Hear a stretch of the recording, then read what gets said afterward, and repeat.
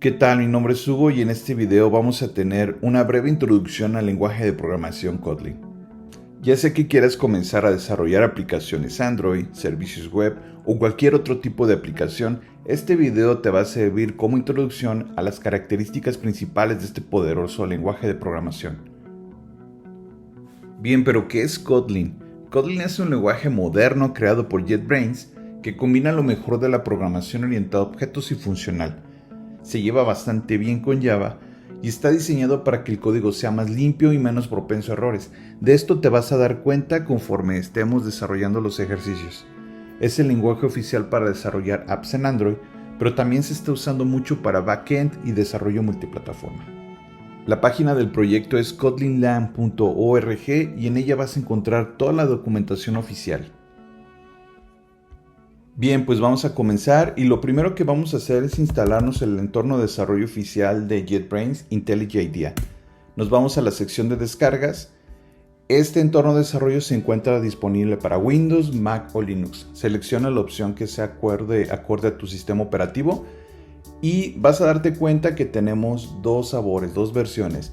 IntelliJ IDEA Ultimate, que requiere el pago de una licencia, y la versión, la Community Edition. Cualquiera de las dos nos sirve para los ejercicios que vamos a desarrollar en este video. Bien, una vez instalado IntelliJ IDEA, lo primero que vamos a ver es la pantalla de bienvenida en donde podemos crear nuevos proyectos o abrir proyectos existentes. Entonces voy a seleccionar Projects, New Project, y en la parte izquierda tenemos los diferentes tipos de proyectos que podemos crear a través de este entorno de desarrollo. Vamos a seleccionar Kotlin. Voy a darle un nombre a este proyecto, Intro Kotlin. Voy a seleccionar la ubicación en donde quiero que ya se guarde, este proyecto. Voy a seleccionar aquí la carpeta que ya tengo preparada. Lo voy a marcar que quiero que se cree un repositorio de Git. El build system voy a dejar el que está por default. En el JDK tenemos que seleccionar un JDK. Probablemente la primera vez que abras IntelliJ IDEA y si no has trabajado ya con proyectos de Java, esto te aparezca vacío. Entonces, si necesitas descargar un JDK de Java, lo único que tienes que hacer es seleccionar, dale clic, me voy a regresar, dale clic aquí en la sección de descarga, selecciona la versión, yo voy a dejar la versión 22 y el vendor. En este caso yo seleccioné el OpenJDK de Oracle, la versión 22.02. Y le das en seleccionar. Como yo ya lo tengo instalado, no lo voy a hacer. Ahora desmarca esta opción que dice Add Sample Code. Vamos a empezar con nuestro proyecto desde cero. Y lo que sí vamos a necesitar aquí es usar una estructura compacta. Entonces la estructura compacta para el proyecto. Entonces vamos a dejar esta opción marcada y le damos en crear.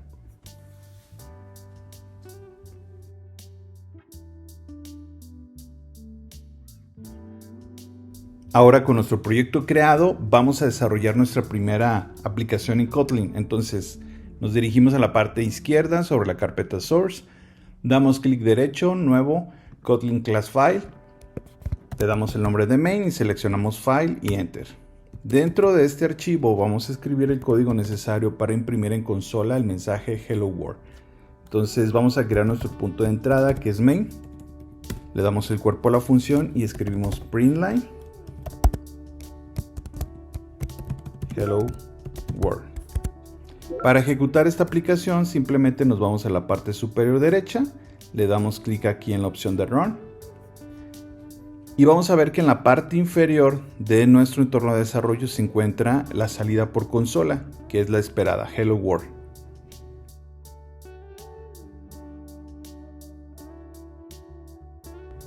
En Kotlin podemos definir variables de dos formas, vamos a verlas. Voy a crear aquí una variable que se llame firstName y como pueden darse cuenta estoy utilizando la palabra reservada var, además de que el tipo de dato lo puedo inferir al asignarle el valor por defecto, que en este caso es un string. Entonces le voy a dar el valor de Hugo. Pero hay otra forma de crear variables y es con la palabra reservada val.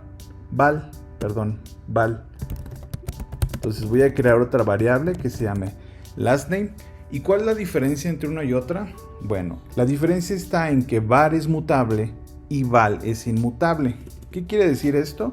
Si por ejemplo yo a firstName le quiero asignar cualquier otro valor, vamos a decir, por ejemplo, en este caso Emiliano, no hay ningún problema, yo puedo reasignar el valor de esta variable. Pero, ¿qué pasa si yo quiero hacer lo mismo con lastName? Si yo trato de reasignar el valor, es decir, redefinir la variable, me marca un error. Entonces hay que considerar esto. En Kotlin tenemos dos formas de definir variables. Variables mutables y variables inmutables. En el caso de las variables inmutables, yo no puedo redefinirla. Una vez que ya están definidos sus valores por defecto, ya yo no puedo reasignar o redefinir lo que es la variable en sí. Bien, vamos a quitar esta línea que nos está marcando error. Ahora, ¿de qué otra forma yo puedo definir variables en Kotlin? Bueno, yo puedo definir de forma explícita el tipo de dato que corresponde a la variable, ya sea utilizando var o val. Por ejemplo, si quisiera definir una variable de tipo boolean, puedo decir, bueno, boolean var, dos puntos, boolean y el valor por defecto en este caso, ¿no? Y lo mismo puedo hacer con todos los otros tipos de dato que yo puedo utilizar en Kotlin. Por ejemplo, val, byte var, byte igual a 1, por ejemplo. Y así, en Kotlin tenemos prácticamente los tipos de datos que podemos utilizar en cualquier otro lenguaje de programación.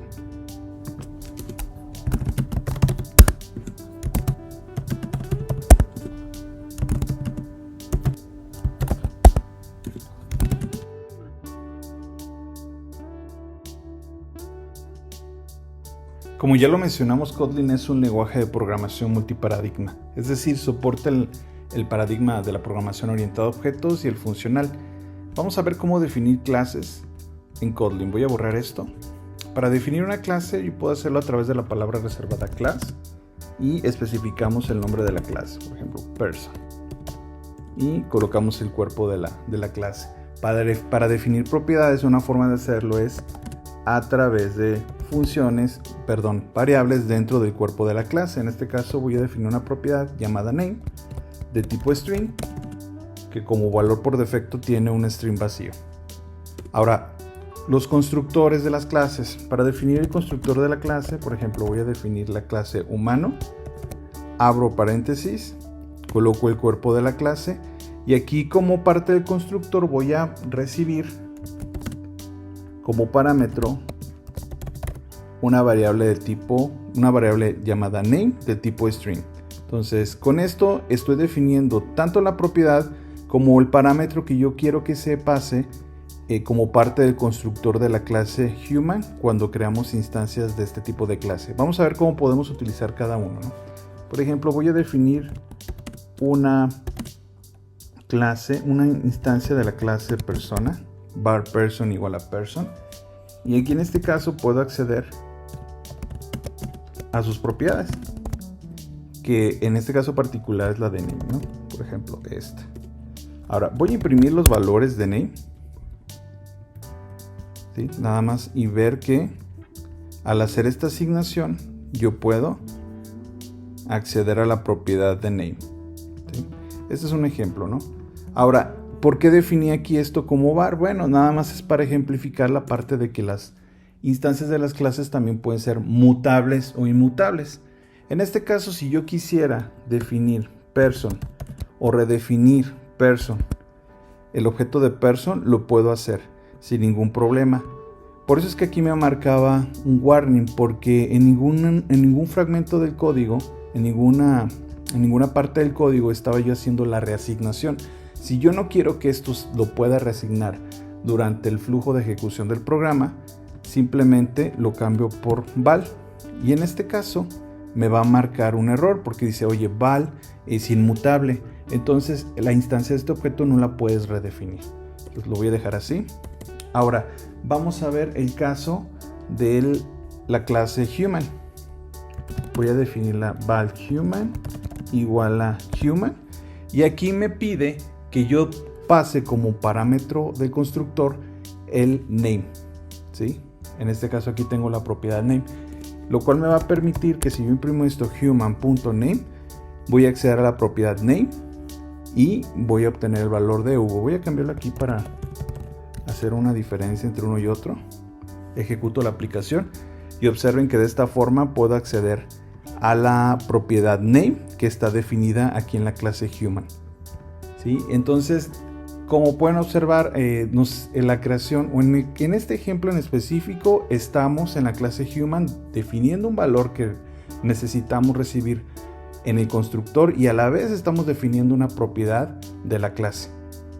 Vamos a adentrarnos en las clases, en el uso de clases en Kotlin más adelante, pero queríamos darles un intro de cómo es que funcionan las clases aquí.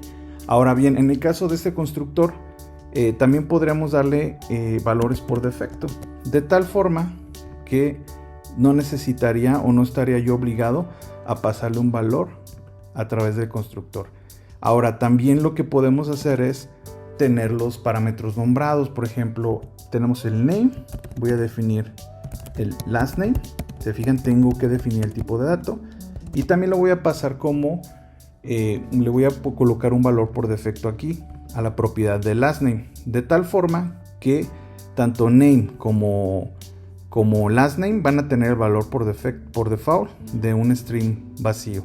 Ahora, yo puedo pasarle valores al constructor acorde a la posición que se están solicitando en el propio constructor. Por ejemplo, el name, yo puedo decir aquí, bueno, el primer parámetro es name, coloco Hugo. El segundo parámetro es last name, coloco Gómez. Con lo cual podría hacer algo como esto. ¿Sí? Si yo imprimo esta parte, van a ver que va a aparecer como nombre Hugo y como last name Gómez.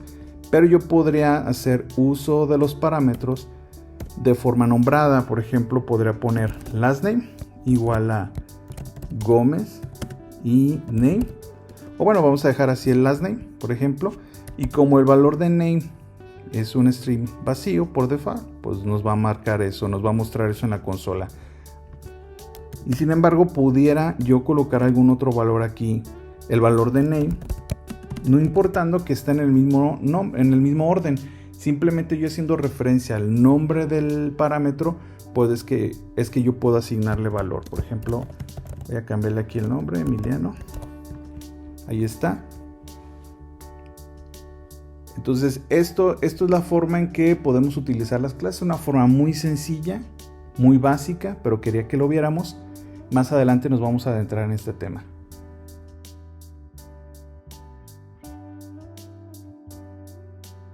Bien, pues ahora toca revisar las diferentes opciones que tenemos para manejar el flujo de nuestras aplicaciones en Kotlin.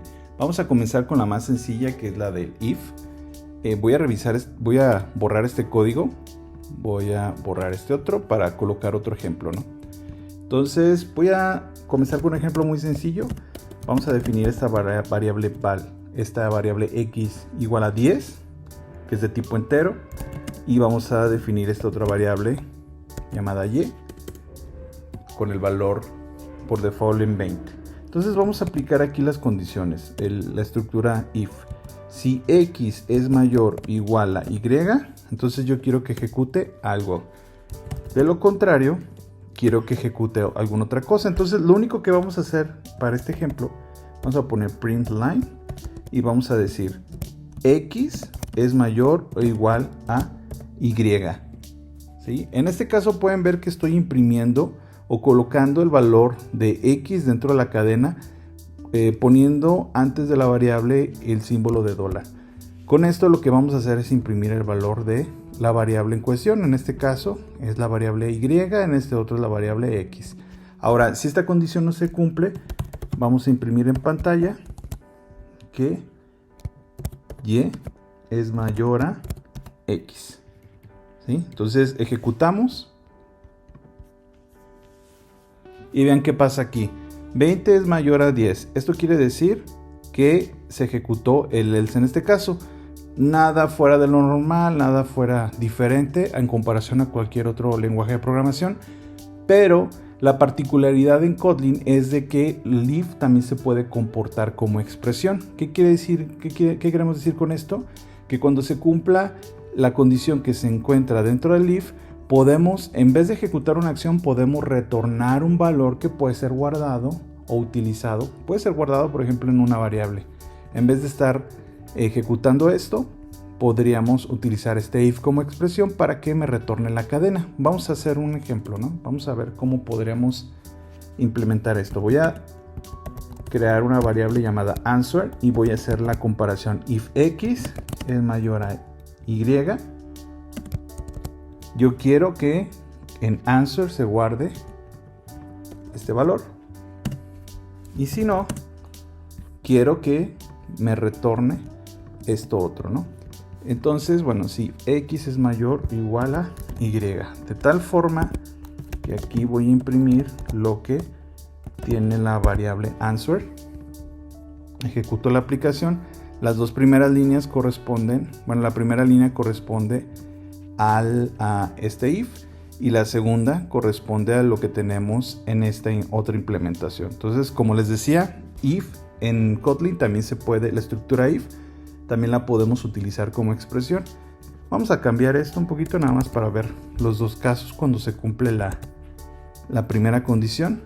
En este caso va a decir que 21 pues, es mayor a 20, ¿no? Que es el valor de las variables x e y.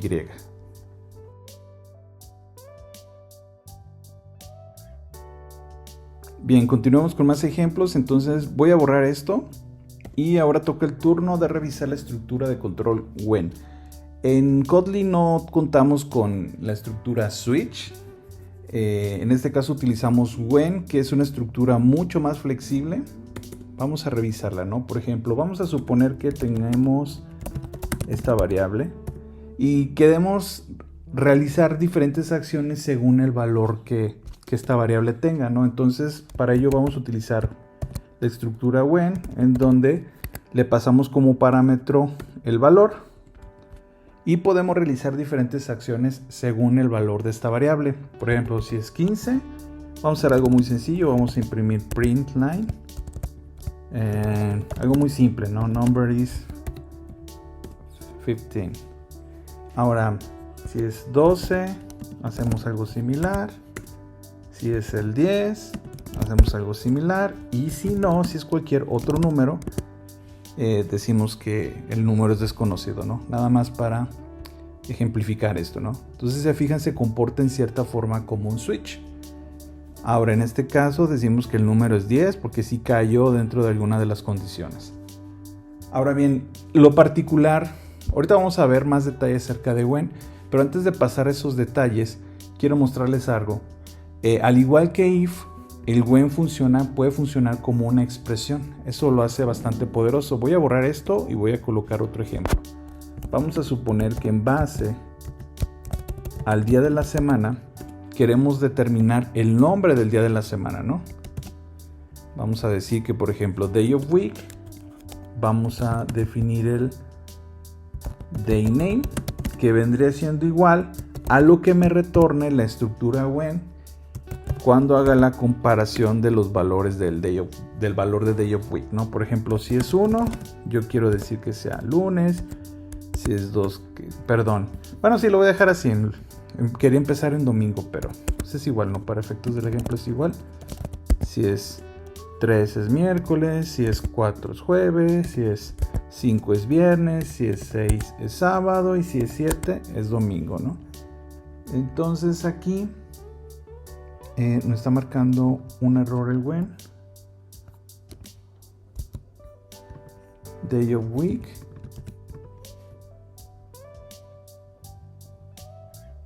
Perdón. Entonces aquí me está marcando que necesito yo colocar un else y vamos a decir que es unknown, desconocido. Y perdón, aquí lo puse como así debe de ser. Ahora bien, ya con esto lo que yo voy a obtener es, o voy a imprimir el nombre del día según el número de día, ¿no? Lo imprimo y observen, para el día 1 es lunes, para el día 7, por ejemplo, va a ser domingo, y para cualquier otro día, digamos que por algún error pusimos el 100, pues es desconocido, ¿no? Entonces, nada más esto es para ejemplificar cómo es que el when puede ser utilizado como expresión en Kotlin. Ahora, comentábamos que when es mucho más flexible si lo comparamos con la estructura switch. Vamos a ver a qué nos referimos con ello. Entonces voy a borrar este ejemplo. Yo voy a acomodar esto aquí, nada más para que me deje ver un poquito más. Voy a borrar esto. Y vamos a colocar otro ejemplo con when. Vamos a suponer que tenemos la variable x igual a 100. Y sobre x podemos hacer diferentes tipos de comparaciones. Por ejemplo, cuando x sea 1, esto ya lo vimos, vamos a imprimir x es 1. Cuando sea 2, imprimimos x es 2. Pero podemos definir diferentes opciones en una misma línea, ¿no? Por ejemplo, cuando x es 0 o 3, diríamos que x es 0 o 3, ¿sí? Ejemplos muy triviales, ¿no? Pero que nos permiten analizar cómo es que funciona esta estructura. Ahora bien, también podemos definir un rango de valores en el que la variable se pudiera encontrar. Por ejemplo, si x está en 1, entre 1 y 10, podemos imprimir aquí print line. Ok, aquí nada más lo voy a cambiar. Print line y print line. X está en el rango de entre 1 y 10. Ahora voy a colocar otro rango aquí. En cambio, si x está dentro del rango de entre 10 y 20, printline x está en el rango de entre 10 y 20. Y si no cae dentro de ninguno de estos valores, podemos decir que, o podemos imprimir este otro valor, printline, podemos decir cualquier otro valor, ¿no? Entonces, si se fijan, no solamente nos permite comparar con únicos valores, sino que nos permite hacer comparaciones con una lista de rangos de valores en específicos o un conjunto de valores en específicos, como es este ejemplo, o nos permite verificar si el valor se encuentra dentro de un rango. Entonces lo voy a ejecutar y aquí me dice que es cualquier otro valor. Si por ejemplo le digo que sea 11, el valor me dice que aquí me equivoqué, nada más. No, sí, es correcto, está dentro del rango de 10 y 20. Si le pongo cualquier otro valor, por ejemplo 1000, va a caer dentro del else.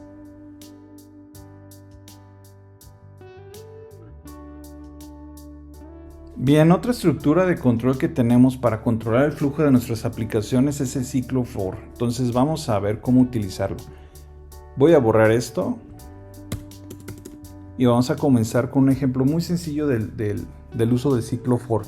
Generalmente el for lo vamos a utilizar o lo más común es utilizarlo para iterar con los elementos de una colección o una estructura de datos, ¿no? Entonces voy a agarrar este ejemplo, voy a implementar o voy a utilizar la colección, una lista. En Kotlin también las colecciones pueden ser mutables o inmutables. Ya más adelante vamos a revisar esto, ¿no? Pero para efectos de este ejemplo voy a utilizar esta lista.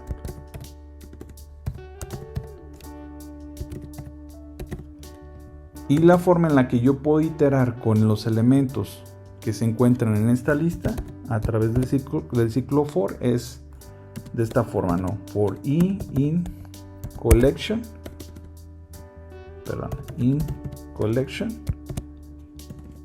y de esta forma voy a ir iterando con cada uno de los elementos, ¿no? Entonces si imprimo esto, me va a aparecer por cada línea los elementos que tengo en la estructura, que en este caso es una lista y contiene los elementos 10, 20, 30, 40, 50. Ahora el for también lo puedo utilizar para interactuar con rangos.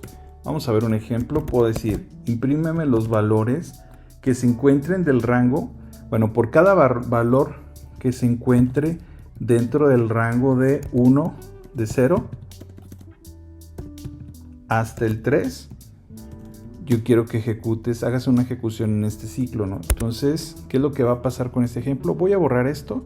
Voy a ir borrando los ejemplos conforme los voy a mostrando para que no se me llene aquí en el código, pero lo que va a hacer es de que me va a imprimir aquí los valores del 0 al 3, porque son los valores que están determinados en este rango, precisamente que es del 0 al 3. Vamos a ejecutar la aplicación y vemos que aquí tengo los valores del 0 hasta el 3. Ahora también podemos utilizar el until, el método until. Podemos decir, por ejemplo, for i en 0 hasta el 3. ¿Sí? Entonces, ¿qué es lo que va a suceder aquí? Lo que va a hacer es que me va a imprimir los valores de 0, 1 y 2. Vamos a ejecutarlo. Y ahí está. Utiliza una infix function que vamos a ver. Vamos a ver cómo implementar estas funciones, las infix function, en nuestro código. Pero esta es una infix function que ya viene de forma predeterminada dentro del lenguaje Kotlin. Ahora bien, vamos a continuar con otro ejemplo. Vamos a utilizar la función step. Por ejemplo, podemos decir, quiero que me imprimas en el rango del 2 al 8, yéndote por steps de 2. Por ejemplo, ¿qué es lo que va a imprimir aquí? Va a imprimir el 2, 4, 6, 8. Vamos a ejecutarlo porque yo le estoy especificando a través de la función step que se vaya de 2 en 2. Ahora podemos también implementar o utilizar la función downtown. Por ejemplo, for i en 3, down to 0.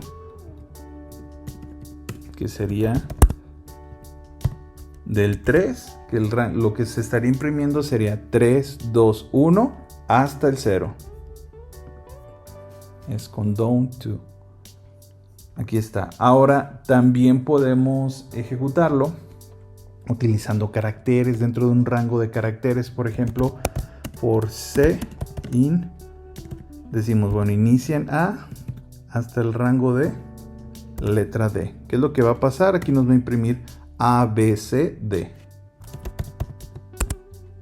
Lo voy a imprimir en una sola línea para que me aparezca aquí A, B, C, D.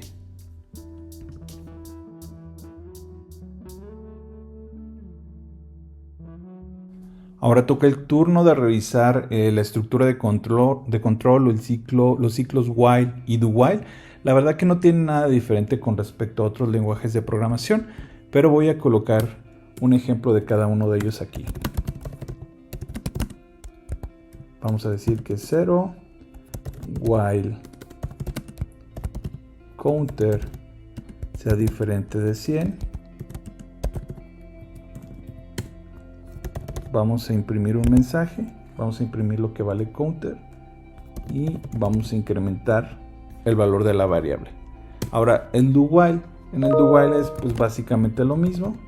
Vamos a decir var counter 2 igual a 0. La única diferencia es de que siempre en el do while se ejecuta por lo menos una vez lo que se encuentra dentro del ciclo. Counter 2 sea mayor o igual a 100 y bueno, o sea, imprimimos, ¿no?, lo que vale counter. En este caso es counter 2. Entonces, como les decía, no hay nada. Bueno, vamos a incrementar esto, si no se nos va a ciclar counter 2 más. Ahora sí, como les decía, no hay nada de diferente de lo que con respecto al while y el do while si lo comparamos con cualquier otro lenguaje de programación.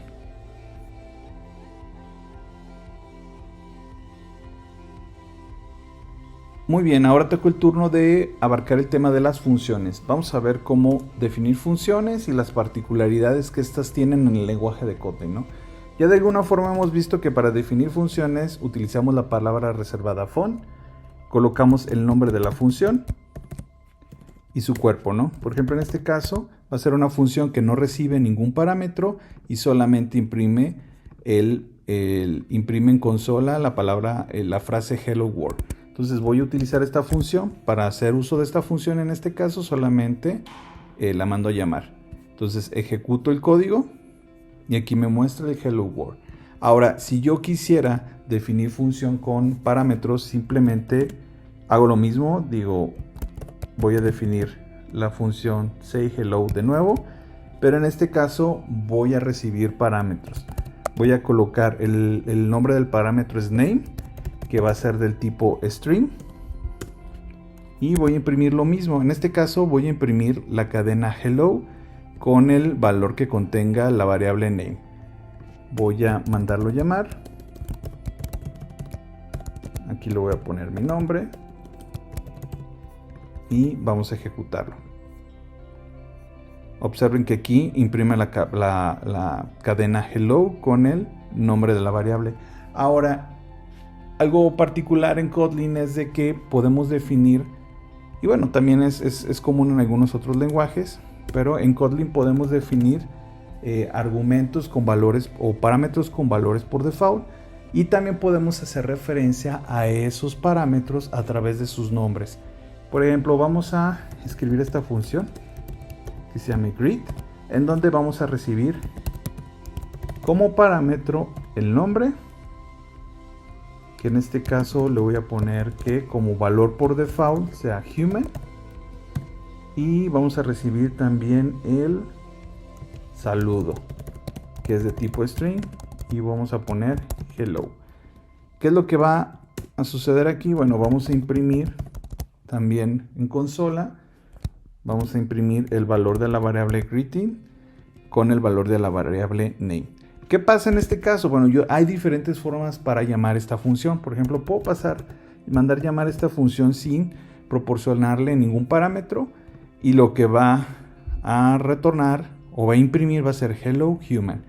Ahora, pudiera yo pasarle valores a los parámetros en base a la posición de los parámetros. Por ejemplo, para name voy a colocar Hugo, y para el saludo voy a colocar hola.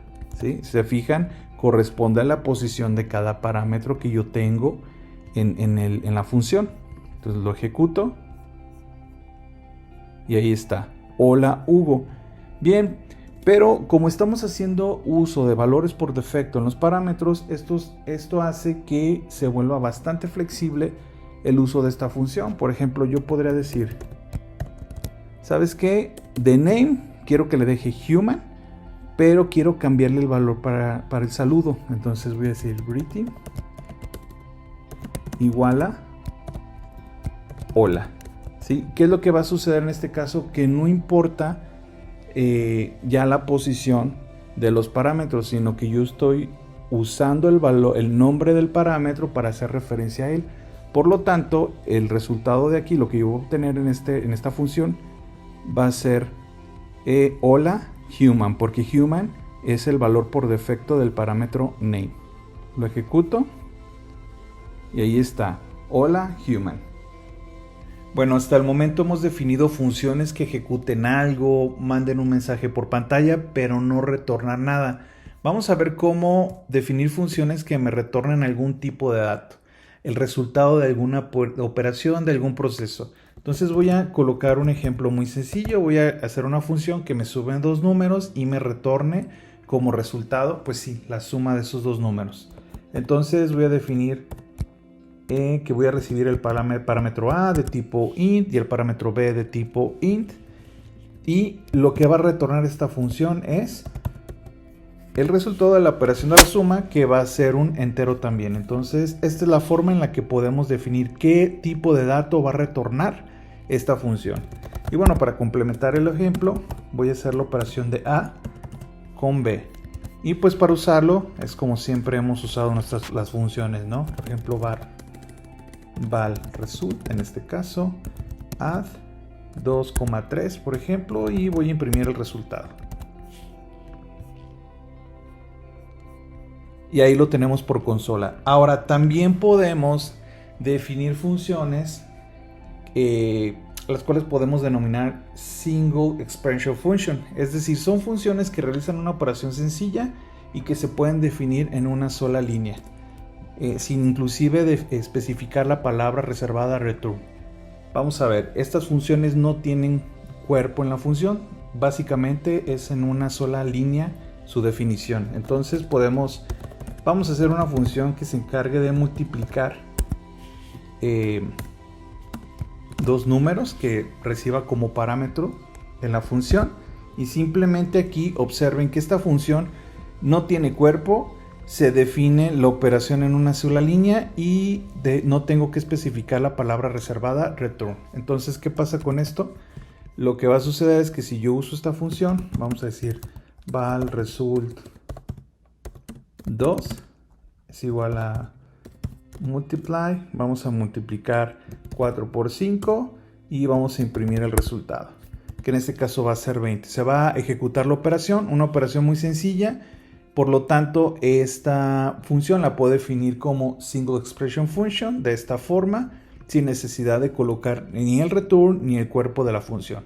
Vamos a ejecutarlo y me retorna el resultado de la operación.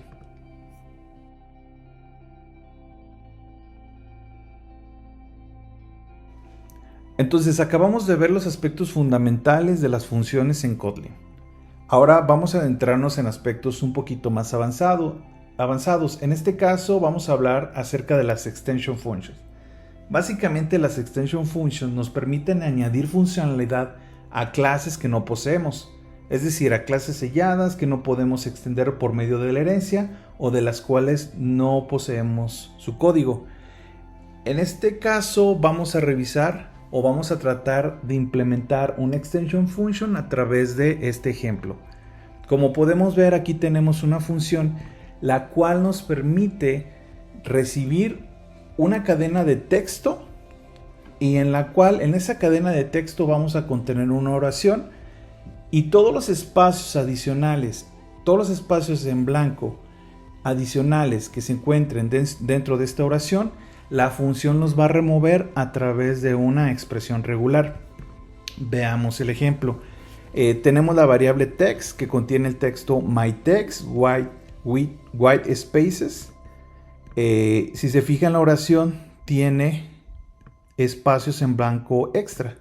Entonces lo que va a hacer la función es remover de ese texto los espacios extra en blanco, ¿no? Entonces ejecutamos el ejemplo y vamos a ver que aquí en la salida de la consola imprimimos el texto original con espacios en blanco, y lo que hace nuestra función es eliminar solo y únicamente los espacios en blanco adicionales.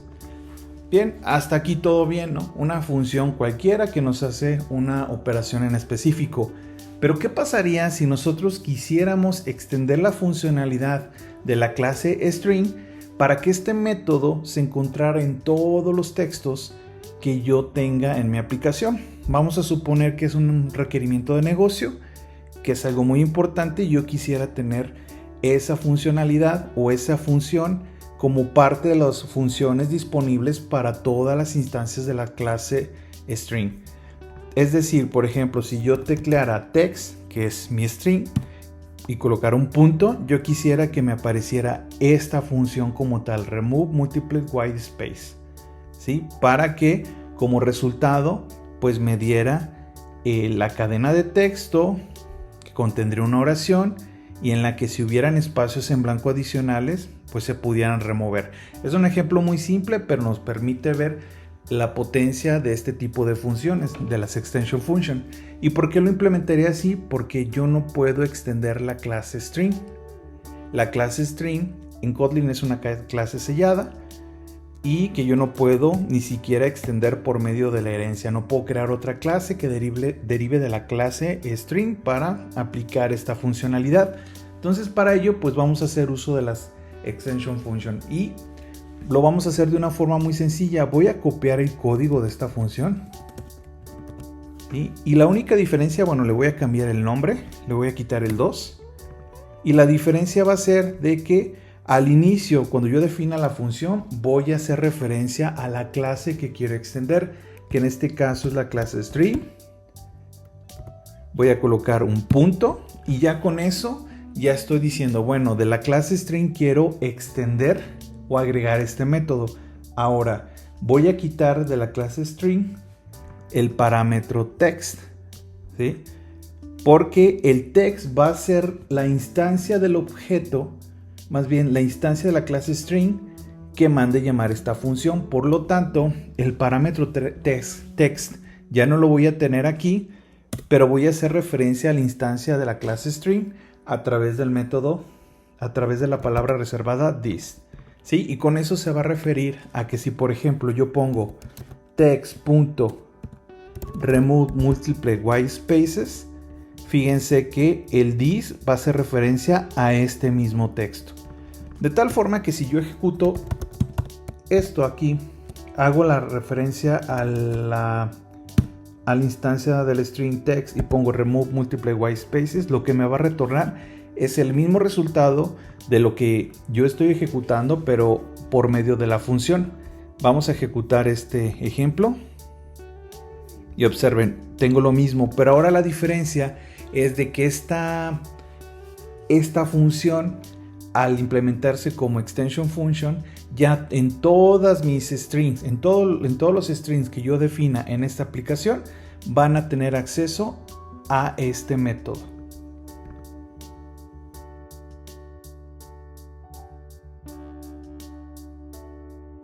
Bien, ahora toca hablar de las infix functions. Básicamente estos nos dan la habilidad de utilizar funciones como si se tratasen de operadores aritméticos. No son propiamente operadores aritméticos, pero visualmente lucen como tal y nos permiten realizar diferentes operaciones entre objetos. De hecho, Kotlin está repleto de infix functions ya definidos como parte del lenguaje.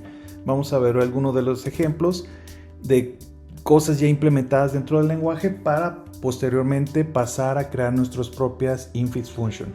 Por ejemplo, tenemos esta estructura que se llama pair, la cual está definida, podemos considerarla como una estructura de clave-valor y la cual podemos definir de la siguiente forma. Por ejemplo, podemos decir val pair 1 igual a, podemos decir, bueno, el objeto entero 1.toOne, lo que nos va a retornar si lo imprimimos aquí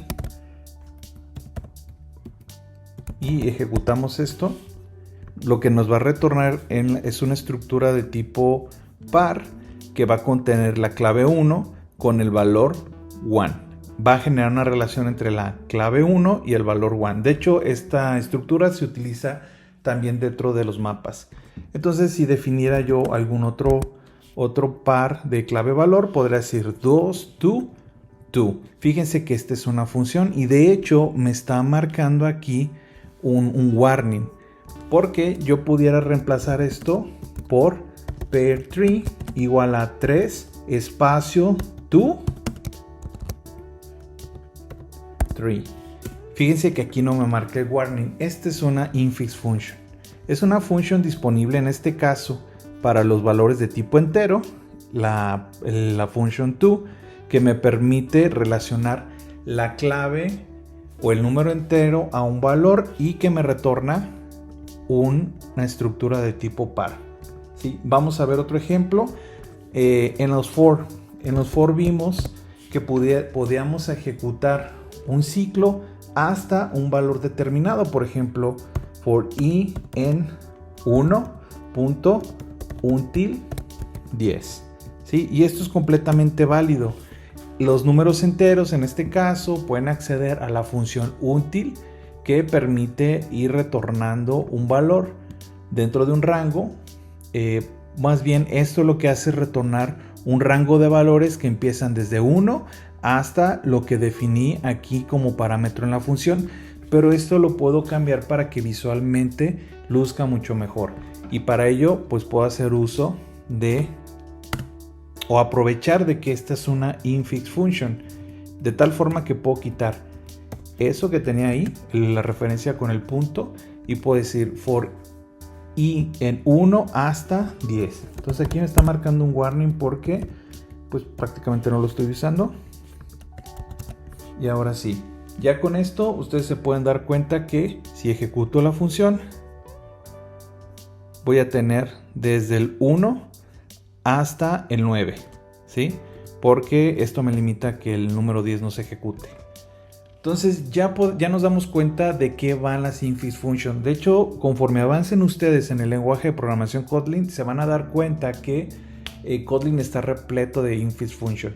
Pero ¿cómo podemos definir nuestras propias infix function? Pues básicamente para declarar una infix function se deben de cumplir con algunas características. Debemos utilizar la palabra reservada infix y solamente puede recibir un solo parámetro. Vamos a definir nuestra propia infix function. Vamos a tomar en cuenta este ejemplo. Voy a declarar una variable de tipo text, de tipo string, la cual contiene el texto hello, this is my text.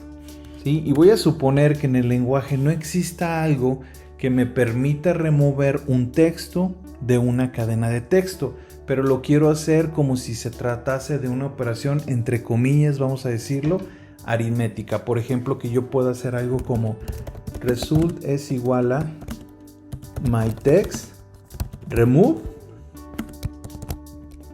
this is my text, de tal forma que en result yo tenga un hello. ¿Sí? Aquí me está marcando un error porque no existe ninguna función asociada a las instancias de la clase string que me permita remover un texto, no por lo menos de esta forma.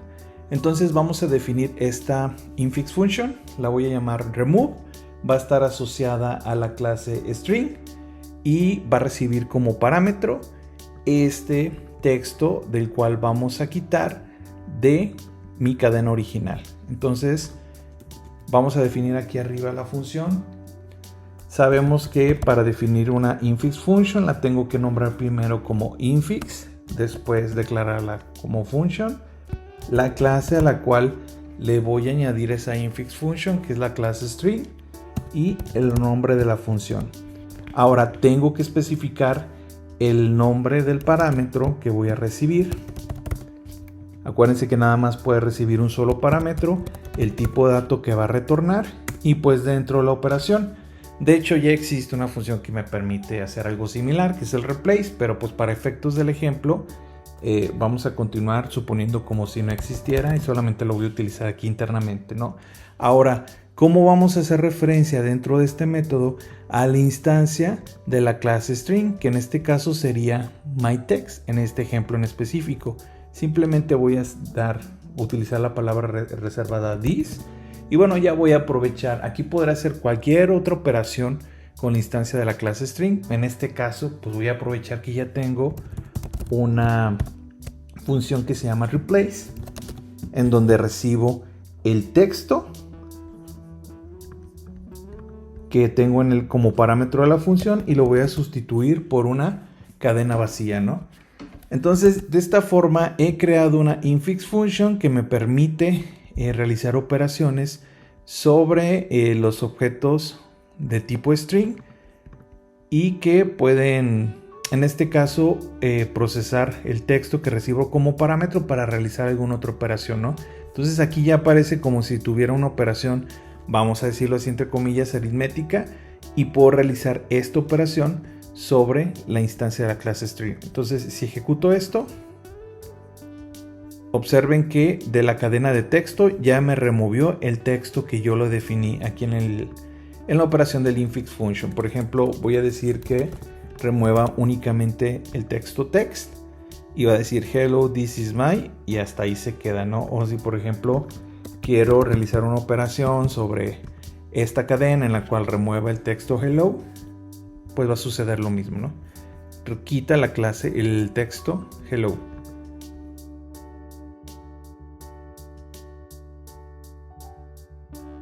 Ahora toca el turno de las lambda function y básicamente las lambda function en Kotlin son funciones anónimas, es decir, son funciones que no tienen nombre y pueden ser definidas de manera concisa en una sola línea. Las lambda function en Kotlin son muy importantes porque son una característica clave de Kotlin para poder trabajar con funciones de orden superior.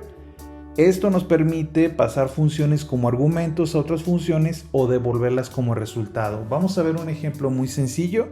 Voy a definir aquí una lambda function que voy a llamarla add y para ello voy a colocar estas llaves en donde voy a definir dos cosas: los parámetros que voy a necesitar para esta función y de alguna forma el cuerpo de la función. Entonces, como esto va a ser una suma de dos números enteros, necesito recibir que esta función reciba como parámetro dos números enteros, y a través de esto, de estos símbolos, definir la operación que se va a ejecutar aquí, ¿no? Perdón, vamos a cambiar esto. Con esto ya tengo definida mi lambda function. Ahora, ¿cómo es que yo la puedo usar? La puedo usar como cualquier otra función. Pudiera ser, por ejemplo, val result igual a add 1,2. ¿Sí? Voy a imprimir el resultado. Y ahí está. Ya hemos definido nuestra primer lambda function.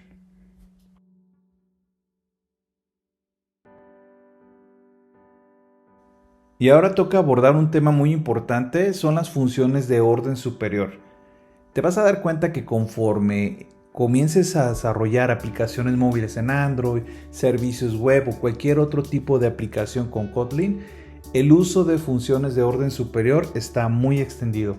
¿Pero qué son este tipo de funciones? Básicamente son funciones que pueden recibir como parámetro otras funciones o que pueden retornar como resultado una función.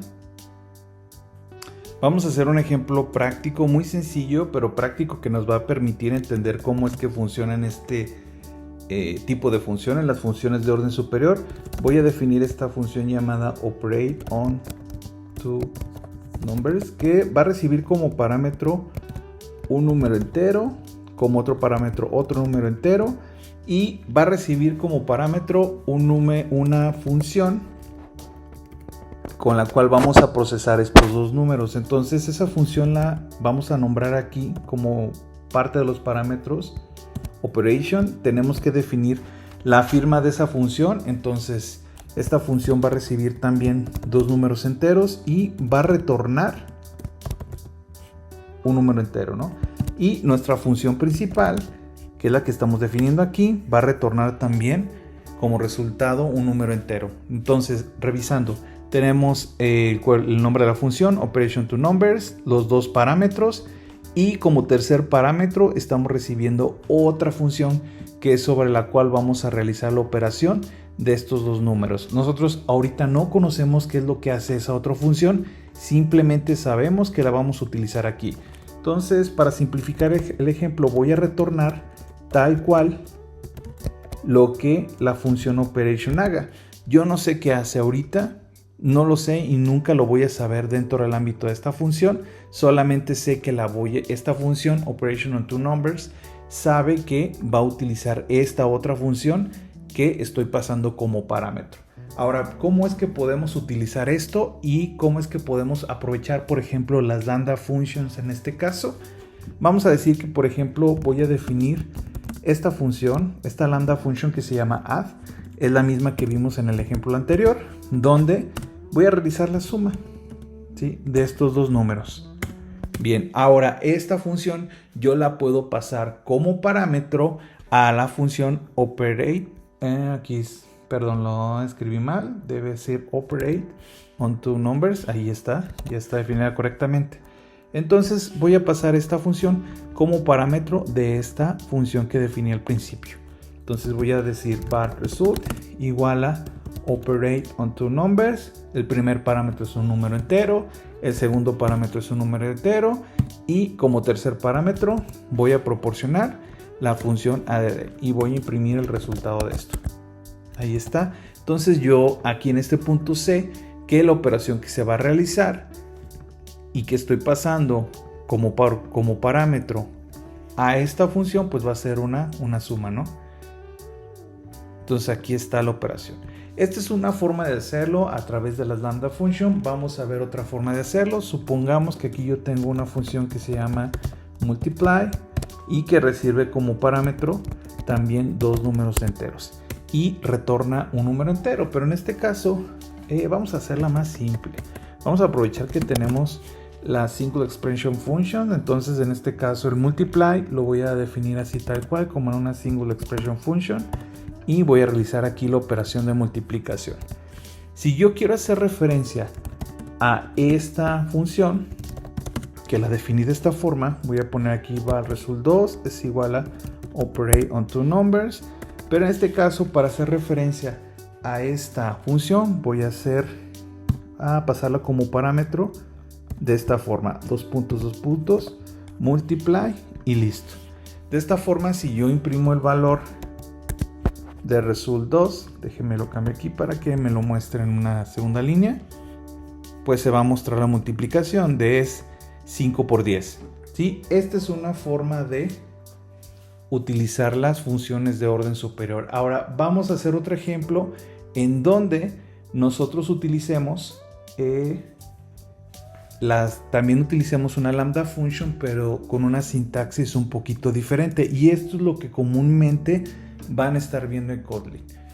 Vamos a ver, por ejemplo, val result 3 va a ser igual a operate on two numbers, pero en este caso le voy a proporcionar como tercer parámetro la lambda function, pero la lambda function no la voy a pasar aquí de forma inmediata, sino que voy a cerrar la llamada al método y voy a abrir las llaves acá, de tal forma que aquí voy a definir la lambda function que estoy recibiendo como tercer y último parámetro.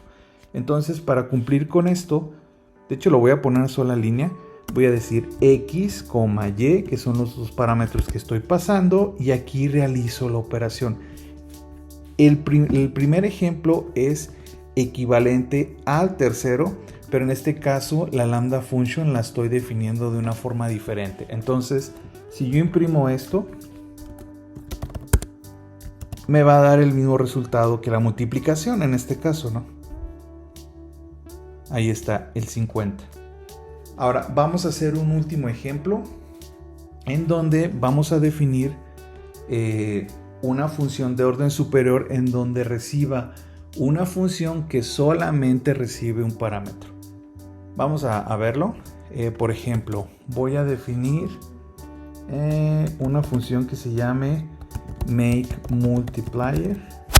Algo muy simple, ¿no? Donde recibimos como parámetro un número entero y como otro parámetro una función que se llama fullMultiplier, por darle algún nombre, donde esa propia función reciba como parámetro un número entero y retorne un número entero, ¿sí? Y esta función principal retorna un número entero. Entonces vamos a ver qué me está marcando aquí. fullMultiplier, ok. Aquí, después de que pongo el nombre, tengo que definir la firma de la función. Ahí está. Ok, esto es porque nunca ha sido usado. Y lo que voy a hacer aquí es una operación muy simple. Lo que me proporcionan aquí como parámetro, el primer número, lo voy a multiplicar por lo que me retorne la función fullMultiplier. Algo muy simple, pero nada más quiero demostrar cómo es que yo pudiera hacer la llamada o implementar esta función que estoy recibiendo como parámetro en este caso en específico, en donde solamente recibo un parámetro como parte de los parámetros de esta función. Van a ver por qué comento esto, porque tiene una particularidad. Voy a implementar o voy a ejecutar esto, voy a utilizar esto result, la función se llama makeMultiplier, makeMultiplier, perdón. Entonces vamos a recibir como valor, como primer argumento, el número 10, por ejemplo, y en este caso, como el último parámetro se espera que sea una función que recibe solamente un parámetro como parte de los parámetros que deben definir esta función, yo puedo definirlo a través de una lambda function de esta forma. Y como es un solo parámetro el que estoy utilizando o que requiero aquí en fullMultiplier, puedo decir algo como esto, ¿no? Puedo decir it y realizar la operación por 3, por ejemplo. ¿Qué quiere decir este it? Este it se refiere al parámetro que yo estoy recibiendo en esta función. Se fijan, acá lo estoy definiendo como una lambda function. Le estoy diciendo que como hay un solo parámetro, entonces a ese único parámetro yo me estoy refiriendo a él como it y estoy realizando alguna operación cualquiera, ¿no? Que en este caso, pues básicamente la operación, vamos a ver cuál sería el resultado, ¿no? Sería print line, por ejemplo, result 4 y sería 300, ¿no? Porque estaría multiplicando, en este caso, el 10 por 10 por 3 sería el 300. Y pues bueno, esta es otra forma de implementar las funciones de orden superior. Repito, cuando tenemos una función que pasamos como parámetro y esa función solamente tiene un único parámetro. Y esto es importante reconocerlo bien porque de esta forma van a ver que Kotlin está repleto de este tipo de implementaciones.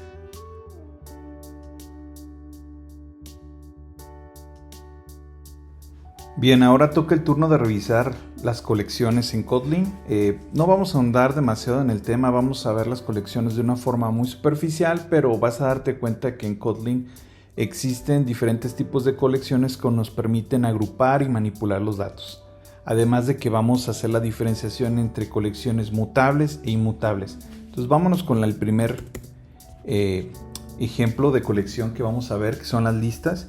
Tenemos las colecciones y como eso hemos hablado, las colecciones se dividen en mutables e inmutables.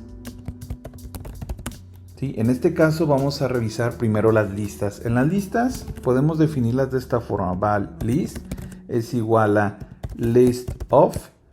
Y en este caso podemos agregar diferentes elementos sobre la lista. ¿De cuál tipo? Del tipo que nosotros queramos. Pueden ser enteros, string, instancias de objetos, etc.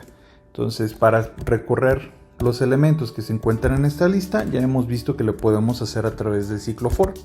La diferencia es que en este caso estamos, o más bien la característica principal, lo que nos debemos de fijar en este caso es que estamos creando una lista inmutable.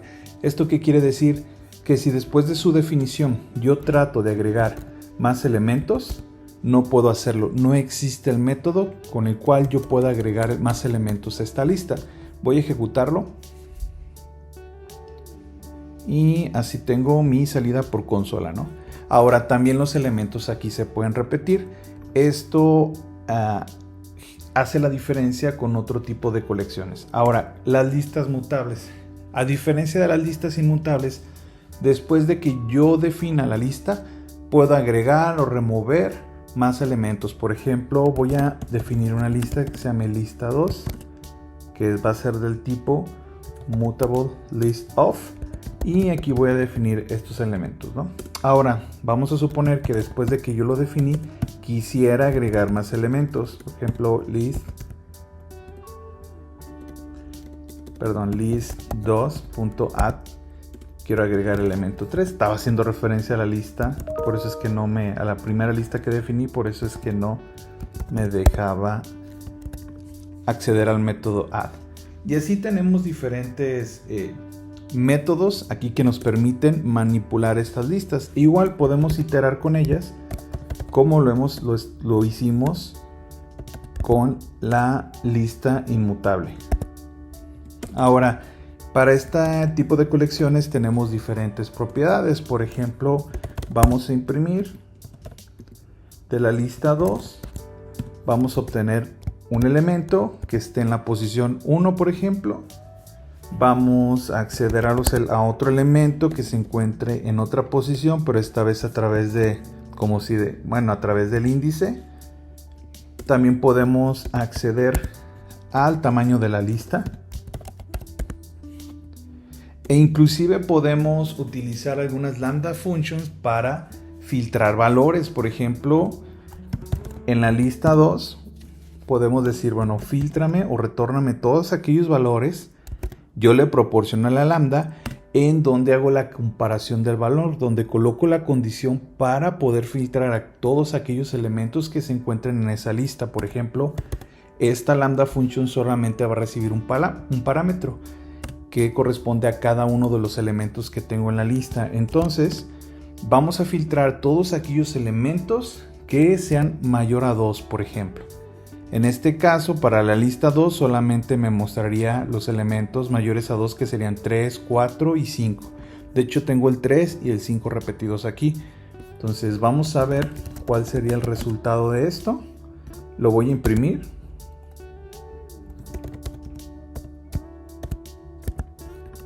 y vamos a revisar. Aquí, por ejemplo, fíjense que es muy...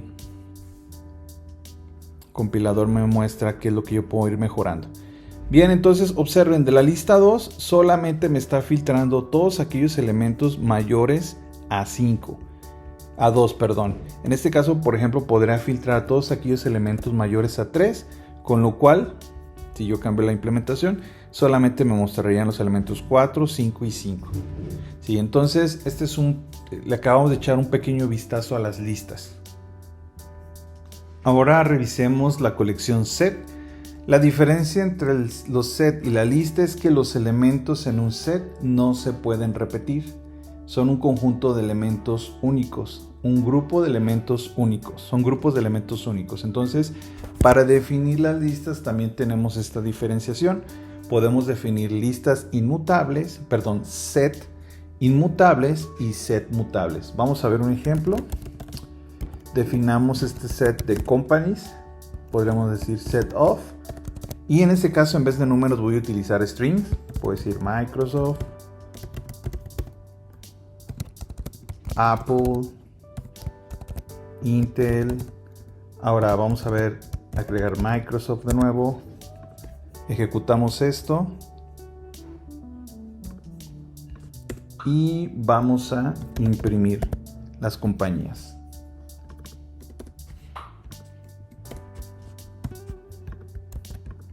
Ejecutamos esto y observen que a pesar de que definí Microsoft 2 veces, en tiempo de ejecución solamente tengo en la estructura 3 elementos: Microsoft, Apple e Intel. No tengo a Microsoft repetido. Entonces voy a eliminar este elemento que está de más. Y bueno, la diferencia, o más bien la característica de los set inmutables, aparte de que los elementos no se pueden repetir, es que, como ya lo hemos mencionado, no podemos agregar más elementos. No tenemos acceso a la función add y, por supuesto, no tendríamos acceso a alguna función para remover, en este caso remove. Ahora vamos a definir el conjunto de datos set inmutable. Sería, por ejemplo, frutas. Vamos a decir mutable set of y vamos a definir los elementos, por ejemplo, Apple y Orange. ¿Sí? En este caso yo podré agregar a este set más frutas. Por ejemplo, podría decir que quiero agregar una banana y quiero remover, inclusive porque puedo modificar los elementos contenidos en este set. Puedo remover fruits.remove alguno de los elementos, ¿no? En este caso va a ser orange. Y si imprimo lo que se encuentra aquí en las frutas, vamos a darnos cuenta que, bueno, se realizaron las modificaciones en la colección acorde a lo que agregué y a lo que removí. Entonces, muy sencillo utilizar, muy útil esta estructura cuando no queremos elementos repetidos en ella. Otras colecciones o estructuras que tenemos son los map, y estos nos permiten agrupar elementos en base a clave valor. Vamos a ver un ejemplo. Voy a definir un map aquí. Vamos a comenzar con los map inmutables, ¿sí? Que no pueden cambiar una vez que ya están definidos. Entonces voy a llamarla esta edge map. Y puedo decir que esto es igual a map of. Y aquí voy a definir, bueno, la clave va a ser un string, que en este caso voy a utilizarlo para guardar elementos que estén relacionados en base a una clave y valor. Pero el string va a funcionar para guardar nombre de personas. Entonces el nombre de la persona va a ser la clave. Y a través de la infix function to lo voy a relacionar a una edad, que lo voy a almacenar a través de un número entero, ¿no? Entonces aquí voy a poder relacionar nombres de personas con sus edades. Por ejemplo, aquí voy a guardar otro y con la infix function voy a decir que Bob tiene 25. Y lo que hace esto es que me genera una estructura de pares que pueden ser utilizadas en estos maps, ¿no? Entonces, si imprimo esto, vamos a ver que puedo acceder o puedo visualizar cómo es que luce este mapa, ¿no? Y aquí puedo ver cada uno de sus elementos relacionados con la clave y el valor. Ahora, esto es para lo inmutable. Esto quiere decir que yo ya no puedo modificar esta estructura. Vamos a ver, o más bien el contenido de esta estructura. Vamos a ver un segundo ejemplo en donde yo voy a definir un map permutable. Esto quiere decir que puedo definir algo como Alice también tu 30, Bob también tu 50. Pero yo puedo seguir haciendo modificaciones después de que la estructura fue creada. Por ejemplo, puedo decir hmap 2 Alice, le puedo cambiar el valor en vez de 30 que tenga 50 y puedo remover alguno de esos elementos. Es más, puedo crear inclusive un nuevo elemento aquí. Charlie lo voy a agregar y él tiene 39 años, por ejemplo. Y puedo actualizar también los valores de otra forma. Puedo hacer referencia a la estructura utilizando el método put y a través de la clave, en este caso es Alice, le puedo cambiar el valor, ¿no? Al final, aunque aquí yo lo cambié a 50, aquí lo vuelvo a actualizar. Si se fijan, me marca esto en amarillo porque en realidad pudiera ser sustituido para actualizar la información de esta clave en base al índice o en base a la clave en sí, ¿no? Pero bueno, para efectos prácticos es lo mismo. Ahora, algo más que también puedo hacer es remover elementos. Por ejemplo, voy a remover el de Bob, ¿sí? Ya no me interesa que esté la información de Bob aquí, entonces utilizo la clave y si imprimo esta información, la información de esta estructura, vamos a poder ver cómo es que quedó al final. Entonces los mapas son estructuras bastante poderosas y que vamos a estar utilizando muy probablemente en nuestras aplicaciones en Kotlin.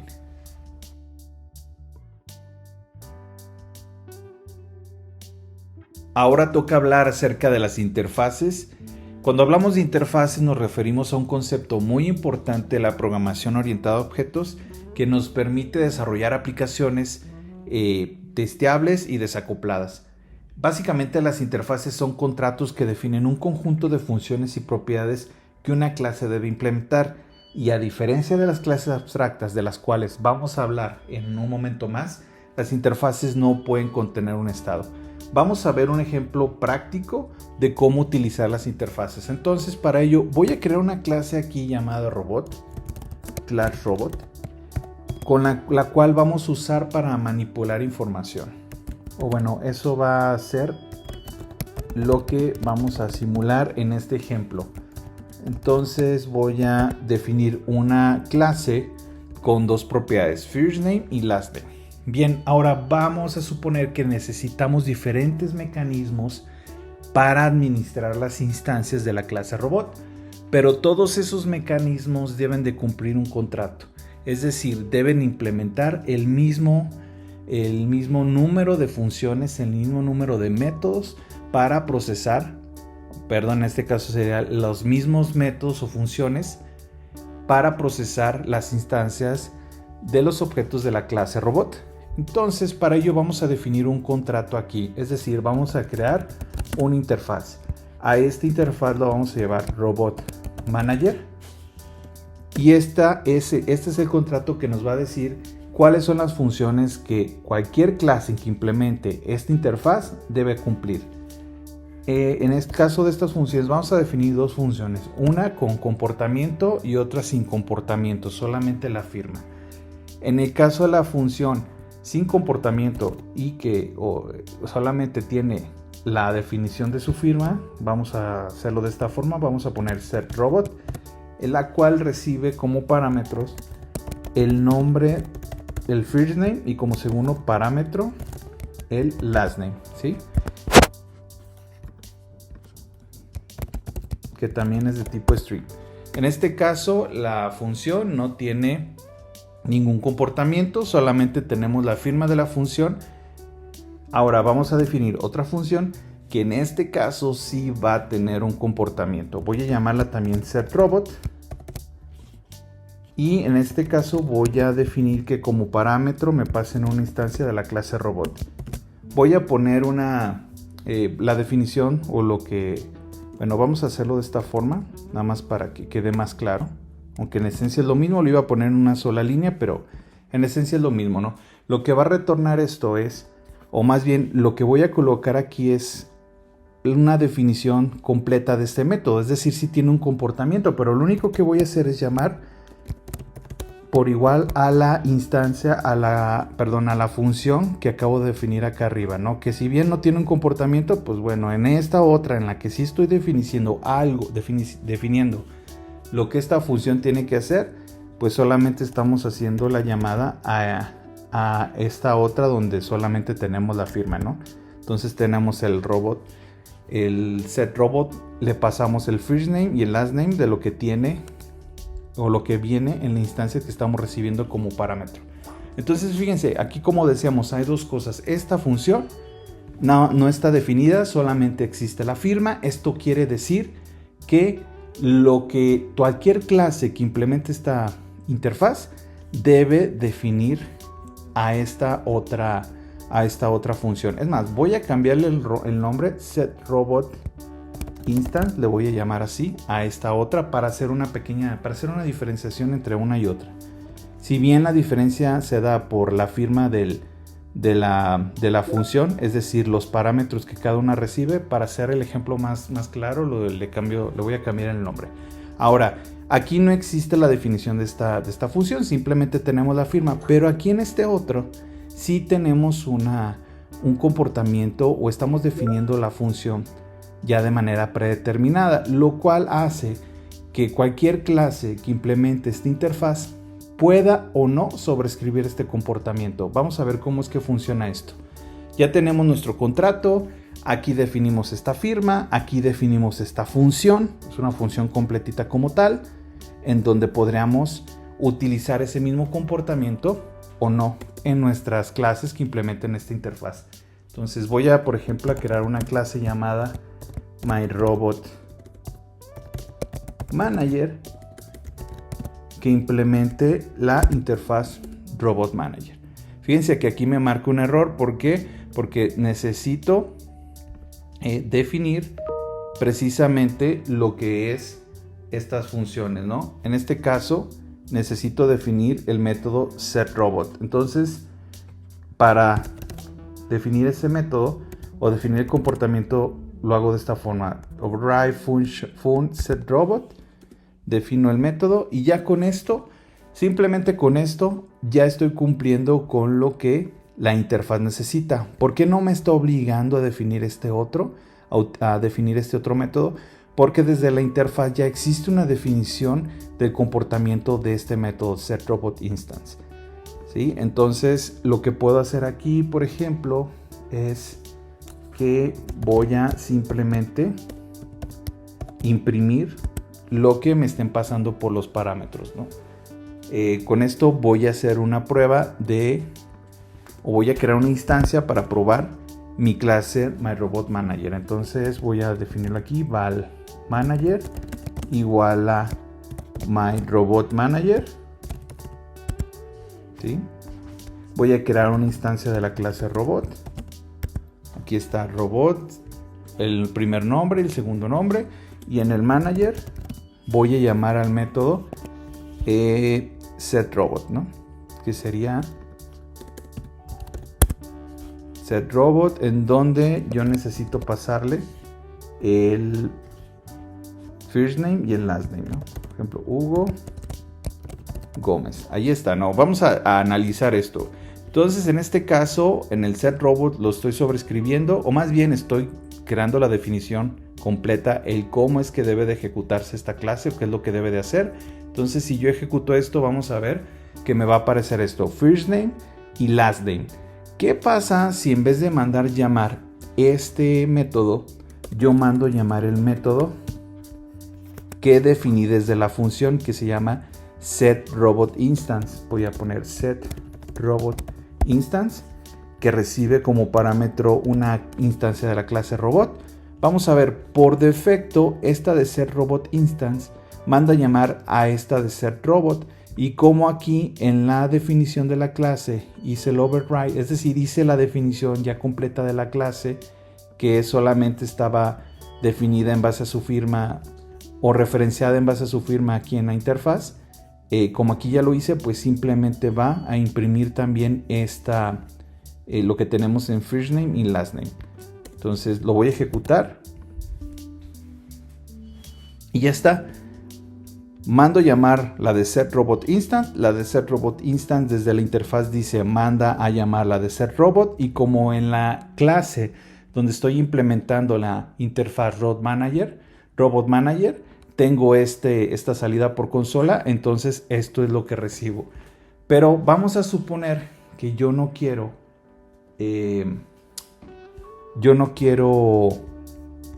tener este comportamiento. Quiero sobreescribirlo. Entonces lo que puedo hacer aquí puedo decir override font setRobotInstance. Aquí lo estoy sobreescribiendo, lo cual está bien. Aquí puedo llamar a la implementación de la interfaz a través de esto, o puedo simplemente yo hacer una implementación propia, que en este caso lo único que voy a hacer es poner el mensaje robot initializer o initializer, ¿sí? Es lo único que voy a hacer. Si se fijan, en este caso estoy sobreescribiendo la implementación que ya viene por defecto desde la interfaz. Entonces ejecuto esto y ya funciona.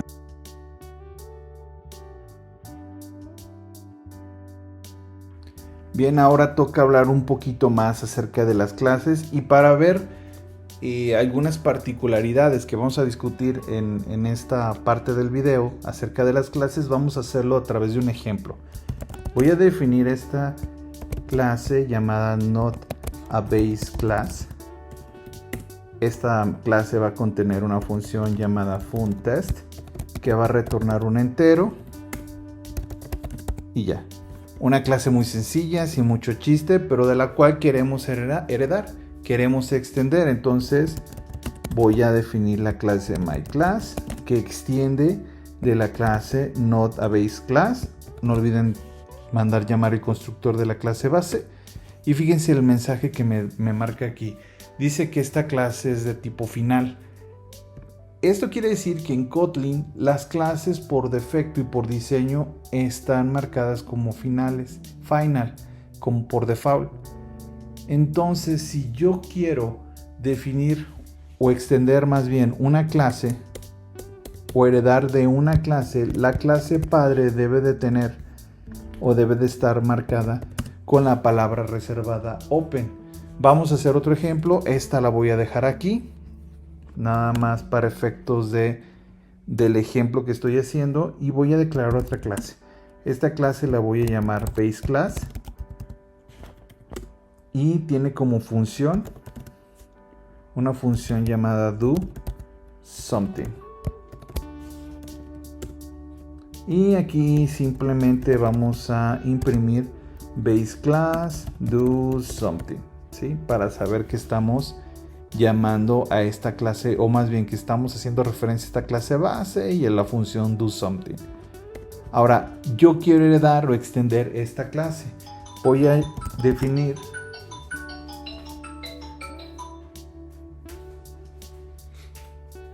voy a crear una clase llamada Derived,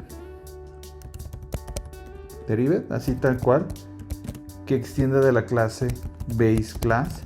No nos olvidemos de hacer la referencia al constructor de la clase padre, y nos sigue marcando el ejemplo. No, realmente no hemos hecho nada para generar una diferencia entre la clase baseClass y la clase NotABaseClass. ¿Qué es lo que debemos de hacer en este caso? A baseClass la debemos marcar o definir como una clase abierta, y así ya podemos utilizar o derivar o crear clases que deriven o hereden de la clase baseClass. Ahora, ¿qué pasaría si yo quiero sobreescribir lo que tengo en la función, implementado en la función doSomething? Para ello podemos utilizar el método o la palabra reservada override. Vamos a hacer una sobreescritura del método doSomething, ¿sí? Y aquí, bueno, vamos a imprimir algo que diga derived, es decir, hacemos referencia a la clase a esta clase y en el método doSomething, pero me está marcando un error. ¿Por qué? Porque si yo quiero sobreescribir cualquier función que esté implementada en una clase, en la clase padre, tengo que también definir o abrir la función, poner la palabra reservada open en la función que yo quiero sobreescribir de la clase padre. Ahora, ¿cómo yo puedo acceder también a la implementación de la clase padre desde la implementación que tengo en la clase que hereda de la clase padre? Pues simplemente utilizo la palabra reservada super para hacer referencia a la implementación de la clase padre, y ya con eso, simplemente con eso ya puedo hacer referencia a la implementación original. Y aquí mismo en la clase de la nueva clase yo puedo definir cualquier otro método, ¿no? Por ejemplo, puedo colocar aquí uno que se llame another method y puedes imprimir pues cualquier otro mensaje, lo que yo quiera, ¿no? Ahora vamos a ver cómo es que esto ya funciona con las instancias. Voy a crear una instancia de la clase, de esta clase derivada, igual a deriv, y voy a imprimir el método doSomething. ¿Qué es lo que yo espero que pase aquí? Que me imprima el mensaje que estoy colocando en la sobrescritura del método y a su vez ejecute lo que tengo definido en la implementación original en la clase padre. Entonces ejecutamos esta función y listo, aquí está. Me imprimió este mensaje y después imprimió o ejecutó lo que yo definí en la clase principal. Esto pues va a depender de tu implementación. Obviamente no es necesario siempre cumplir con la llamada al método o a la implementación original, pero yo solamente lo coloqué aquí para ejemplificar o demostrar cómo es que funciona esta parte.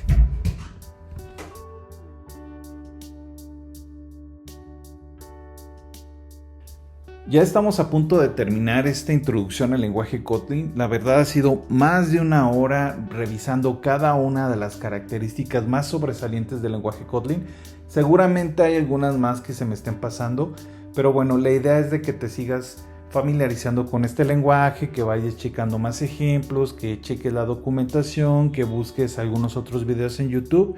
La idea inicial de este video es de que conozcas las características principales y bueno, comiences a utilizar este lenguaje de programación en tu día a día, ¿no? Entonces vamos a seguir con nuestro penúltimo tema, que es el de las clases abstractas.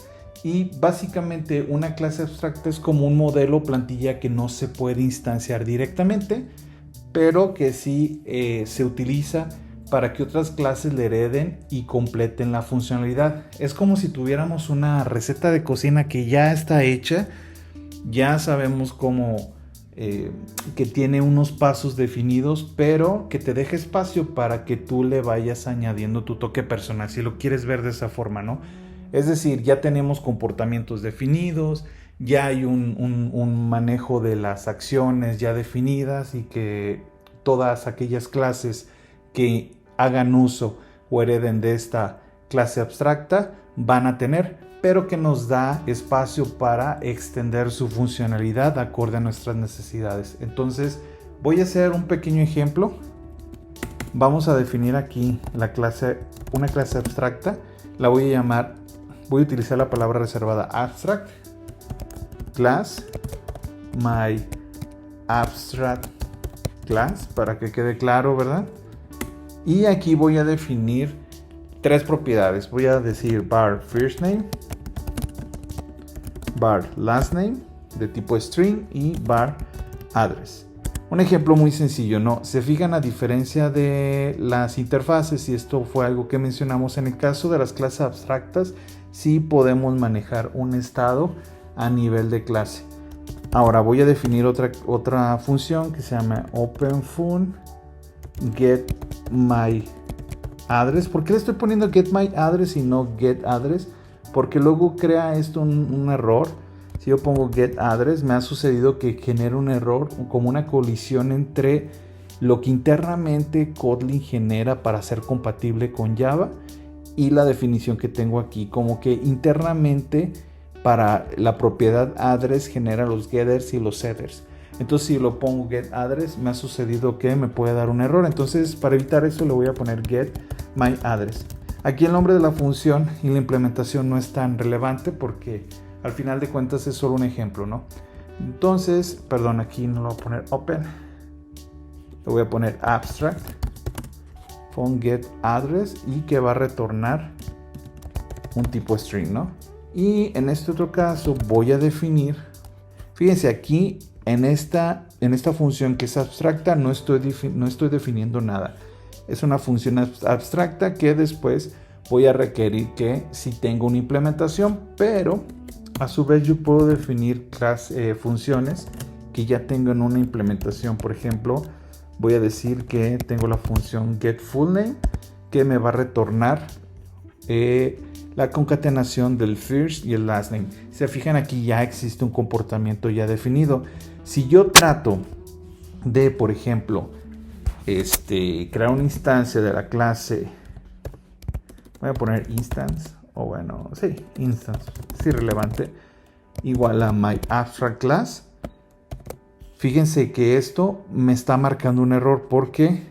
Porque no puedo crear una instancia de una clase abstracta. Yo tengo que definir una clase que herede de la clase abstracta directamente para así poder crear instancias que contengan todas las características definidas y el comportamiento definido en la clase abstracta. Entonces voy a crear la clase myClass que herede de la clase myAbstractClass y fíjese que aquí me marca un error porque no estoy implementando lo que la clase abstracta requiere o marca que se debe de implementar, que en este caso es la función getMyAddress. Vamos a hacer, por ejemplo, vamos a hacer un override. Lo vamos a aplicar sobre la función abstracta que es getMyAddress. Override from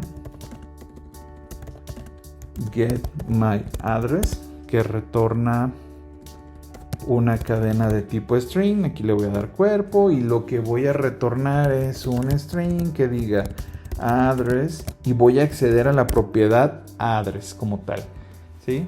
Entonces la instancia que aquí quería crear le voy a llamar myInstance.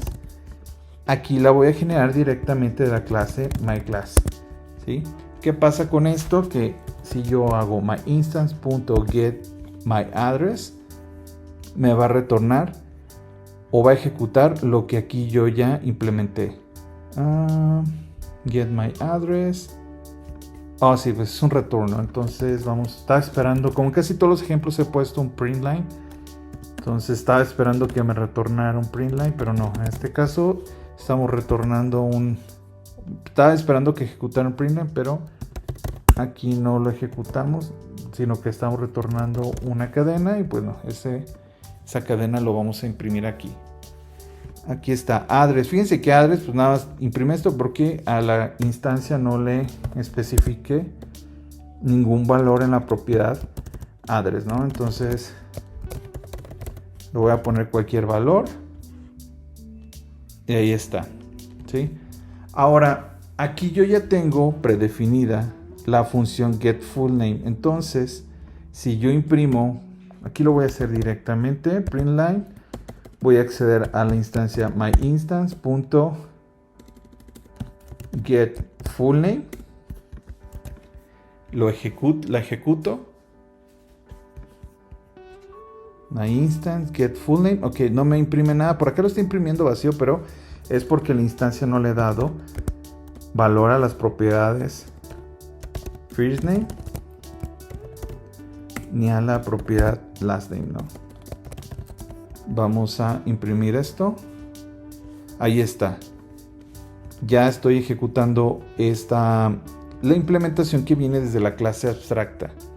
Ahora bien, como yo la estoy marcando con la palabra reservada open, esto quiere decir que yo inclusive pudiera sobreescribir la definición o la implementación que tengo desde la clase abstracta en mi clase hija, ¿no? Entonces voy a decir override from getFullName y igual voy a hacer una función en una sola línea y voy a cambiar las cosas, ¿no? En vez de voy a mostrar las cosas aquí, así de esta forma, en este formato, first name y last name, ¿no? Nada más para ejemplificar. Estoy sobreescribiendo el comportamiento original. ¿Y saben qué? Bueno, sí, vamos a dejarlo así. O podríamos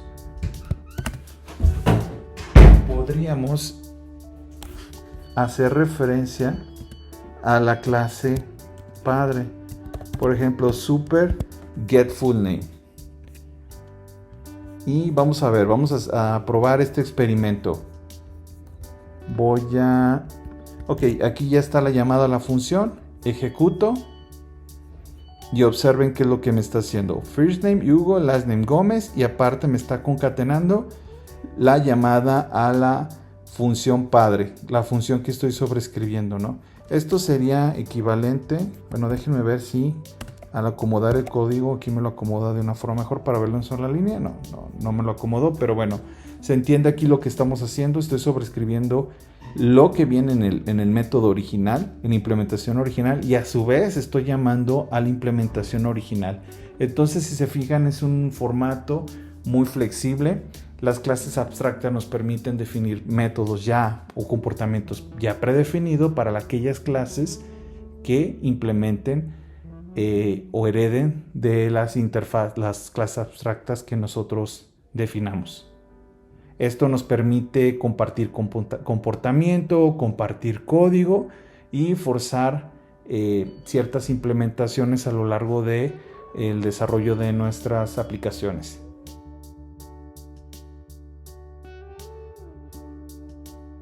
Muy bien, pues hemos llegado a la parte final de este video de introducción al lenguaje de programación Kotlin. Ya sea que te hayas aventado todo el video o solamente algunas partes del mismo, te agradezco mucho por tu tiempo. Vamos a ver el último tema, que es acerca de las data classes. Y básicamente las data classes están diseñadas específicamente para almacenar datos de manera concisa y eficiente. Nos van a permitir transportar y mover información de una forma eficiente y muy sencilla a través de instancias de objetos. Son muy útiles si necesitas manejar información, pero no estás preocupado, no querer estar preocupado por la lógica o el comportamiento de las clases. Vamos a ver cómo es que funcionan las data classes a través de este ejemplo. Como puedes darte cuenta, tengo la definición de la clase car. Es una clase normal que tiene sus propiedades brand, model y año, ¿sí? Aquí tenemos dos instancias de la clase car, car1 y car2. Tienen exactamente los mismos valores en sus propiedades. Con esta clase normal, ¿qué es lo que va a pasar en la comparación que estamos haciendo de las instancias car1 y car2? Ejecutamos la aplicación y te vas a dar cuenta que abajo entra dentro de esto. car1 y car2 no son iguales. Y esto es lo esperado, porque en términos de programación orientada a objetos, estamos generando dos instancias distintas de una misma clase. Por lo tanto, no son iguales. No importa si las propiedades contienen valores iguales, idénticos. Las instancias son diferentes. Cuando estamos hablando de datos y estamos realizando ciertas operaciones con datos que estamos representando a través de instancias de clases, esto genera algunos problemas, porque probablemente cuando muevas un dato o información de un lado a otro a través de instancias de clases, te interesaría verificar o realizar operaciones que comúnmente con clases normales no vas a poder hacer. Vamos a ver una de ellas. ¿Qué pasa si yo, por ejemplo, defino esta clase como una data class? ¿Cuál va a ser el resultado de lo que voy a tener aquí? ¿Seguirá diciendo que no son iguales? En este caso, al ser una data class, los valores de las propiedades importan. Entonces, en este caso se considera que las dos instancias son idénticas. Si te fijas en la data class, no es necesario que definamos ninguna función, ningún método. Solamente están destinadas a mover o a manejar información. Bien, pues hasta aquí hemos llegado. Muchas gracias por tu tiempo y espero tus comentarios. Hasta luego.